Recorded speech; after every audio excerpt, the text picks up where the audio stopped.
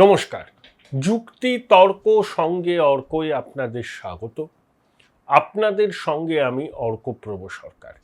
আপনাদের সনির্বন্ধ অনুরোধ, channel subscribe করবেন, থ্যাঙ্কস বাটনে ক্লিক করতে ভুলবেন না। 29শে জুন বিধানসভায় একটা স্মরণীয় দিন হতে চলেছে।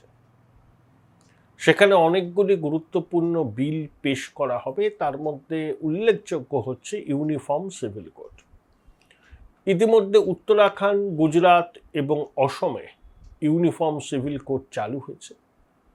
ভারতীয় সংবিধানের 4th অনুচ্ছেদে যে ডাইরেক্টিভ প্রিন্সিপাল আছে তার মধ্যে ইউসিসি আছে। দেখুন, স্বাধীনতার পর, সংবিধান রচনার পর তখনকার দিনের রাষ্ট্রনায়করা ইউসিসির উপযোগিতার কথা ভেবেছিলেন।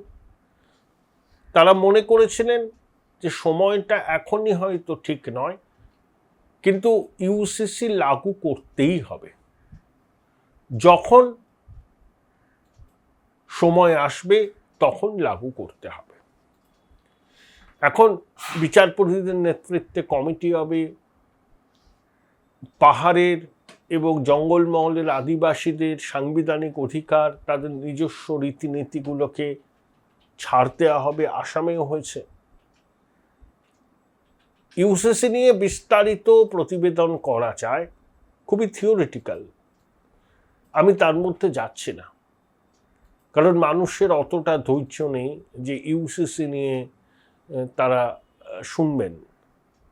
মূলত বাল্যবিবাহ রদ, বহু বিবাহ রদ,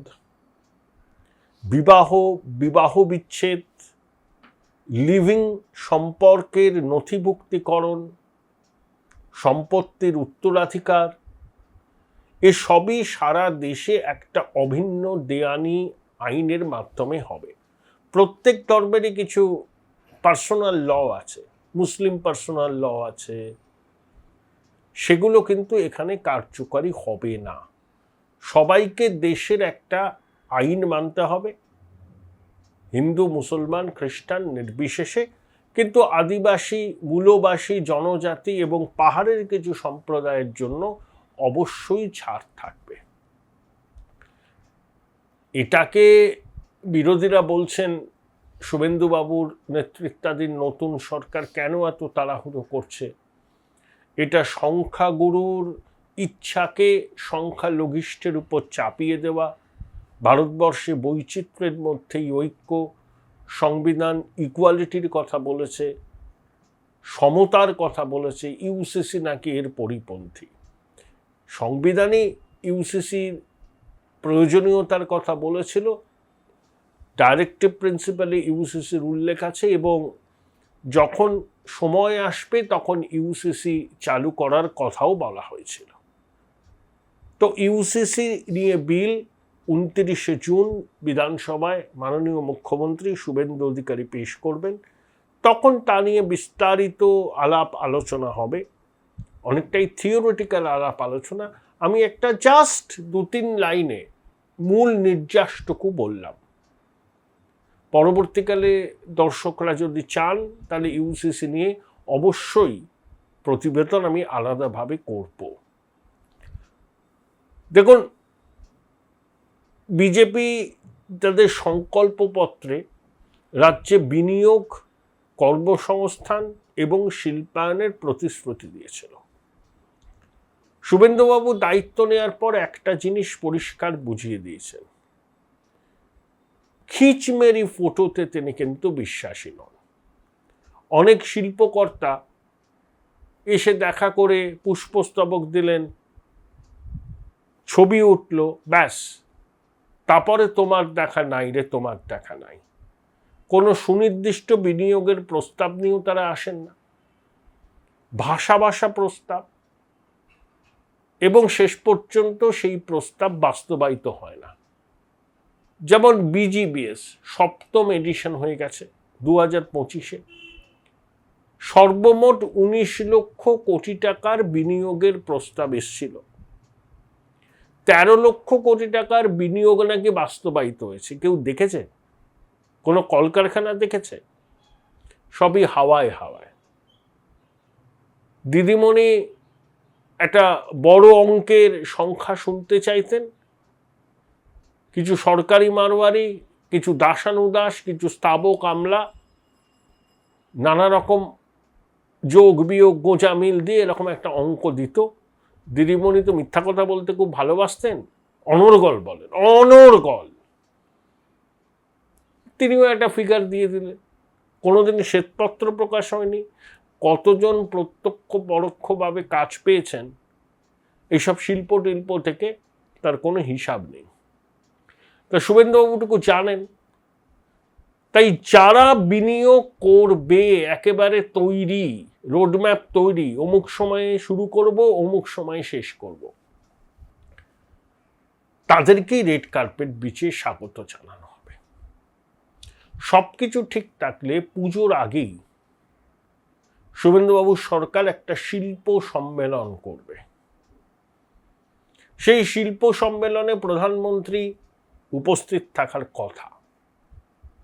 দেশের তাবর তাবর শিল্পপতি আসবেন এবং প্রধানমন্ত্রীর উপস্থিতিতে শিল্পপতিদের প্রতিশ্রুতি এবং সেই প্রতিশ্রুতি রূপায়ণে সংকল্পের কথাও কিন্তু তুলে ধরা হবে।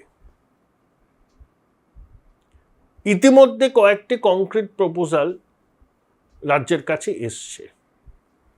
তার মধ্যে শোনা যাচ্ছে যে ৬,০০০ কোটি টাকা ব্যয়ে হলদিয়া পেট্রোকেমিক্যালস নতুন একটা কারখানা করছে। পুজোর আগেই সেই কারখানার কাজ শেষ হবে। লারসেন এন্ড টুব্রো একটা ডেটা সেন্টার করছে, তাতে ১,০৩০ মানুষের কর্মসংস্থান হবে, সফটওয়্যার ইঞ্জিনিয়ার। সেটার কাজও খুব শীঘ্রই শেষ হয়ে যাবে। তাছাড়া স্বাস্থ্যক্ষেত্রে কিছু বিনিয়োগ হচ্ছে পিএলএস গ্রুপ এবং অন্য ছোট গ্রুপের মাধ্যমে। হেলথ ট্যুরিজমের ক্ষেত্রে অনেকে আগ্রহ প্রকাশ করছেন। বিড়লা ওপাসের রঙের কারখানা, যেটা খড়গপুর শিল্প তালুকে উদ্বোধনের অপেক্ষায় ছিল, কারখানার কাজ সম্পূর্ণ, কিন্তু এখনো সেটার উদ্বোধন হয়নি। চেষ্টা করা হচ্ছে যাতে ওই কারখানার উদ্বোধন তাড়াতাড়ি করা যায়। তাহলে সেপ্টেম্বরে একটা শিল্প সম্মেলন হওয়ার সম্ভাবনা প্রবল। ১৯৯৩ সালে তৎকালীন বাম সরকার নরসিমহা রাওয়ের নতুন আর্থিক নীতিকে অনুসরণ করে পশ্চিমবঙ্গের জন্য শিল্পনীতি তৈরি করেছিল। তাতে ল্যান্ড অ্যান্ড মেশিনারি, শ্রমনিবিড় শিল্প করলে কি ইনসেন্টিভ দেওয়া হবে, সেসব নিয়ে বিস্তারিত ঘোষণা হয়েছিল। কিন্তু ২০২৫ সালে নির্মম মহিলার সরকার সেই ইনসেন্টিভ স্কিমটা বাতিল করে দেয়। বলে প্রান্তিক মানুষের কাছে আর্থিক পরিষেবা পৌঁছে দেওয়ার জন্যই এই সিদ্ধান্ত। ২০,০০০ কোটি টাকার মতো ক্ষতি হয় শিল্প সংস্থা। অনেকে আদালতের দ্বারস্থ হওয়ার কথা ভেবেছিলেন। শুভেন্দুবাবুর সরকার এই ৮ মাসের বাজেটে ৫,০০০ কোটি টাকার মতো ইনসেন্টিভ স্কিম শিল্প মহলের জন্য বরাদ্দ করেছে। পরের বছর পূর্ণাঙ্গ বাজেটে সেটা আরো বাড়বে। কি কি ঘোষণা হয়েছে? ১০০ কোটি টাকার মতো ইনভেস্টমেন্ট হলে পঞ্চায়েত পুরসভার কাছ থেকে ছাড়পত্র পাওয়ার জন্য ঘুরতে হবে না, সিঙ্গেল উইন্ডো পদ্ধতিতে হয়ে যাবে। প্রধানমন্ত্রীর আর্থিক উপদেষ্টা কাউন্সিলের অন্যতম সদস্য সঞ্জীব সানিয়াল কিছুদিন আগে কলকাতায় কি বলেছেন, যে স্বাধীনতার সময় কলকাতার মানুষের গড় আয়, জাতীয় আয় ২৭% বেশি ছিল, এখন সেটা ২০% কম। তাহলে কলকাতাকে আর্থিকভাবে ঘুরে দাঁড় করাতে হবে, এবং কলকাতা ঘুরে দাঁড়ালেই সমগ্র উত্তর পূর্ব ভারত উপকৃত হবে। তার জন্য বন্ধ কলকারখানার অব্যবহৃত জমি থেকে শুরু করে ল্যান্ড সিলিং অ্যাক্ট তুলে দেওয়া, এগুলো করতে হবে, এবং এগুলো ধাপে ধাপে এগোচ্ছে নতুন সরকার। তাহলে শুভেন্দুবাবুর সরকার সুখবরটা যেটা দিচ্ছেন, শোনা যাচ্ছে যে বড় দুটো বিনিয়োগ, যারা একটা তো পুজোর আগে কারখানা হয়ে যাবে, আর একটা কিছুদিন বাদে ঘোষণা হবে, শিল্প সম্মেলনে তাবর তাবর শিল্পপতিরা আসবেন, প্রধানমন্ত্রী আসবেন, প্রধানমন্ত্রীর উপস্থিতিতে মুখ্যমন্ত্রী এবং তাবর শিল্পকর্তারা প্রতিশ্রুতি দেবেন এবং সেই প্রতিশ্রুতি পালনে তাদের দায়বদ্ধতার কথাও পরিষ্কার জানিয়ে দেবে। আদানি গোষ্ঠী তো এখানে বিনিয়োগ করতে ইচ্ছুক। জানি না দাদন পাত্রবারে গভীর সমুদ্র বন্দর তারা করবেন না জিন্দালরা করবেন, নতুন করে দরপত্র ডাকা হবে। এই যে কল্যাণীতে যে গ্রিনফিল্ড এয়ারপোর্ট তৈরি হবে, সেই এয়ারপোর্ট তৈরিতেও আদানিদের ভূমিকা থাকতে পারে। তারা লজিস্টিক্স ইনফ্রাস্ট্রাকচারে বিনিয়োগ করতে চায়। তাহলে যারা সিরিয়াস প্লেয়ার তাদেরকে লাল কার্পেট বিছিয়ে অভ্যর্থনা জানাবে রাজ্য।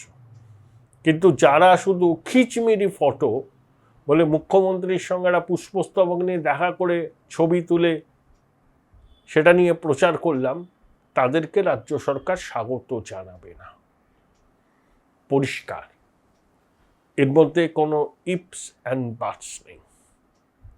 হ্যাঁ, কেন্দ্রীয় সহায়তা তো পাওয়া যাচ্ছে। ইতিমধ্যেই স্বপনবাবু জানিয়েছেন 60,000 কোটি টাকার মতো কেন্দ্রীয় সাহায্য তারা পেয়েছেন, আর কিছু সংস্কার করলে আগামী দিনে আরো 10,000 কোটি টাকা পাওয়া যাবে। নীতি আয়োগের বৈঠক প্রথমবারের জন্য কলকাতায় হবে জুলাই মাসের শেষে। আরে কেন্দ্রের টাকা তো কোনো বিদেশি টাকা নয়, তা আমাদেরই টাকা। নির্মম মহিলা ঝগড়া করেছেন, তার ভয়ঙ্কর অহংবোধ, ইগো, খুব কুচুটে মহিলা তো, পায়ে পা লাগিয়ে ঝগড়া করেছেন। উনি আসলে ভাবতেন তিনি পশ্চিমবঙ্গের প্রধানমন্ত্রী, তিনি যা বলবেন সেটাই আইন, তিনি এখানকার সংবিধান তৈরি করবেন। পশ্চিমবঙ্গ যে ভারতের একটা অঙ্গরাজ্য সেটা নির্মম মহিলা মানতে চাইতেন না। তিনি স্বাধীন দেশ হিসাবে পশ্চিমবঙ্গকে দেখতেন। পশ্চিমবঙ্গ ভারতের একটা অঙ্গরাজ্য, 28টা রাজ্যের মধ্যে একটা খুব গুরুত্বপূর্ণ সীমান্তবর্তী রাজ্য। একসময় দেশের রাজধানী ছিল অবিভক্ত ভারতের ব্রিটিশ আমলে। তো পশ্চিমবঙ্গের উন্নতি কেন্দ্রীয় সরকারের দায়িত্ব, তারা তো এই দায়িত্ব পালন করতে চাইছে। এই যে 50 বছরের জন্য সুদহীন ঋণ দেবে কেন্দ্রীয় সরকার পরিকাঠামো উন্নয়নে, অনেক টাকা পেয়েছিল নির্মম মহিলার সরকার, কোনো হিসাব নেই, লুটে নিয়েছে, ওই লক্ষ্মীর ভাণ্ডারে দিয়ে দিয়েছে। এবার ধরুন যে সমস্ত কেন্দ্রীয় প্রকল্প পশ্চিমবঙ্গে চালু হচ্ছে সেগুলো কিন্তু মনিটর করতে হবে। সিএমওতে একটা আলাদা মনিটরিং সেল হবে, দায়িত্বপ্রাপ্ত আধিকারিকেরা থাকবেন। দেখুন, এই সরকারের যা কাজকর্মের ধরন সেটা হচ্ছে পিএমও এবং সিএমও। এখানে সিএমও হচ্ছে অল পাওয়ারফুল, ওখানে এসে পিএমও হচ্ছে অল পাওয়ারফুল। তাহলে পিএমওর সঙ্গে সিএমওর নিবিড় যোগাযোগ সমন্বয়ের মাধ্যমে সব কাজ হবে, যেটা বিগত 50 বছরে পশ্চিমবঙ্গ দেখেনি। সেই জন্য পিছিয়ে পড়েছে। সেই জন্য কলকাতার মানুষের আয় দেশের মানুষের গড় আয়ের থেকে 20% কম। 6 দশকের গোড়াও সেটা 27% বেশি ছিল, সঞ্জীব সান্যাল বলছেন পরিসংখ্যান দিয়ে। সেই গৌরবটা আমাদের ফিরিয়ে আনতে হবে, ব্যাস। তার জন্য একটা রাজনৈতিক সদিচ্ছা দরকার। আশা করি যারা এখন বিরোধী পক্ষে আছেন তারা এই ব্যাপারে উদ্যোগী হবেন, সরকারকে সমর্থন করবেন। দেখুন, প্রয়াত আহমেদ প্যাটেলের সঙ্গে মোদিজির রাজনৈতিক সম্পর্ক তো কোনো কালে মসৃণ ছিল না, কিন্তু গুজরাটে কোনো শিল্প সম্মেলন হলে মোদিজি যখন মুখ্যমন্ত্রী, ভাইব্রেন্ট গুজরাট হয়েছে, গুজরাটের স্বার্থে কংগ্রেসও কিন্তু সেটাকে সমর্থন করেছে, এক মঞ্চে গেছে তারা। আমাদের যারা নতুন বিরোধী হয়েছেন তাদের এই বাস্তবতাটা বুঝতে হবে। এই বাস্তবতাটা না বুঝলে পরে কিন্তু রাজ্যকে এগিয়ে নিয়ে যাওয়া যাবে না। সুবিধাবাবু সবার সহযোগিতা চাইছেন। রাজনীতি আকচি ভোটের 1 মাস আগে হোক না, কিন্তু বাকি কটা দিন রাজ্যের উন্নয়নে সবাইকে সামিল হতে হবে। আমরা তো ব্যক্তিগতভাবে চেষ্টা করি, সঠিক জায়গায় পরামর্শ দিই, কোথাও খারাপ কিছু হলে যথাযোগ্য জায়গায় জানাবার চেষ্টা করি। ফল যে হয় না তা তো নয়, অনেক ক্ষেত্রেই কাজ হয়, আমি জানি, হয়েছে, আমার অভিজ্ঞতা বলছে। তো সবাইকে এটা কনস্ট্রাকটিভ ভাবে চিন্তা ভাবনা করতে হবে। কিছু হয় না, কিছু হবে না, দয়া করে প্রফেশনাল সিনিক্স হবেন না। পেশাদার নৈরাশ্যবাদী হলে কিচ্ছু করা যাবে না এই রাজ্যকে একটা জায়গায় নিয়ে যেতে 10 বছর লাগবে, একটা স্টেডি জায়গায়, তারপরে তো অগ্রগতির সড়কে। অতএব প্রত্যেকটা সময়, প্রত্যেকটা মুহূর্ত খুব গুরুত্বপূর্ণ। শিল্প আসুক, কলকারখানা হোক, মানুষের পকেটে টাকা আসুক, খরচ বাড়ুক, প্রত্যক্ষ পরোক্ষ এমপ্লয়মেন্ট হোক, শ্রমনিবিড় শিল্প হোক, কেন্দ্র রাজ্য সমন্বয়ের মাধ্যমে পশ্চিমবঙ্গকে এগিয়ে নিয়ে যাক, যাতে আর কখনো আমাদের বলতে না হয় পশ্চিমবঙ্গটা হচ্ছে ঈশ্বর পরিত্যক্ত বঙ্গদেশ। ভাই ভাই, এটা মডেল না খাতা, আর কত ফটোগ্রাফি করবি? চুপ কর, সামনে মাধ্যমিক, নোট জোগাড় করে পড়তে হবে। কবে পড়বি ভাই? গ্যালারি তো নোটের লাইব্রেরি আর স্টোরেজে পিডিএফ এর ছড়াছড়ি। ধুর, কোনটা পড়বো কোনটা ছাড়বো কিছুই তো বুঝতে পারছি না। আরে তাহলে মৌলিক লাইব্রেরির বই পড়। ওদের সম্রাট এক্সক্লুসিভ সাজেশন বইগুলোতে পাবি সমস্ত গুরুত্বপূর্ণ এমসিকিউ, এসএকিউ ও বড় প্রশ্ন একেবারে উত্তর সহ। কমন পাবো তো? টপারদের জিজ্ঞেস কর। সম্রাট এক্সক্লুসিভ সাজেশন মাধ্যমিক, ভালো রেজাল্টের পাসওয়ার্ড। উচ্চ মাধ্যমিকের পর উজ্জ্বল ভবিষ্যৎ গড়তে NCHMCT পর্যটন দপ্তর, ভারত সরকারের hospitality and hotel management, Paschimbanga সরকারের মাকাউটের BBA BCA, fashion design, aviation tourism, culinary arts পড়ো SBI HM কলেজে। স্টুডেন্ট ক্রেডিট কার্ড ও ব্যাংক লোন পাবে SBI HM এ পড়লে। কোর্সের শেষে SBI HM দেশ ও বিদেশে চাকরির ব্যবস্থা করে থাকে। SBI HM হলো পশ্চিমবঙ্গের সেরা ম্যানেজমেন্ট কলেজ। SBIHM.com। বোলপুর শহরের কোলাহল থেকে মাত্র 20 মিনিট দূরেই রয়েছে সুন্দর রিসর্ট, যেখানে পেয়ে যাবে স্পেশিয়াস আর এস্থেটিক্যালি ডিজাইন রুম। তোমরা যারা গ্রুপে যাও তাদের জন্য আছে কমফোর্টেবল গ্রুপ স্টে অপশন, আর কাপলদের জন্য রয়েছে লাক্সারিয়াস সুইট রুম, তার উপর আবার ফ্ল্যাট 10% অফ। এখানে প্রকৃতির মাঝে তোমরা পেয়ে যাবে একটা সুন্দর সুইমিং পুল, ছোটদের জন্য প্লে এরিয়া আর একটা এস্থেটিক সেলফি কর্নার। প্রপার্টিটা পুরোটাই পেট ফ্রেন্ডলি, আর এখানে আছে অনেক কিউট ছোট ছোট র্যাবিটস। সকালের ব্রেকফাস্ট থেকে ডিনার পর্যন্ত পেয়ে যাবে একদম হোমলি কমফর্ট ফুড, যা এক কথায় অসাধারণ। বেঙ্গলি কুইজাইনের সাথে সাথে পেয়ে যাবে চাইনিজ আর নর্থ ইন্ডিয়ান অপশন। বিকেলে বনফায়ারের আলো, বন্ধুদের সাথে আড্ডা আর খোলা আকাশের নিচে গ্রাম বাংলার হাওয়া, পুরোটাই এক অপরূপ অনুভব। তাহলে বলো তোমরা কবে প্ল্যান করছো এই পিসফুল এসকেপটা? And don't forget to follow Miss Cupcake for more such travel updates.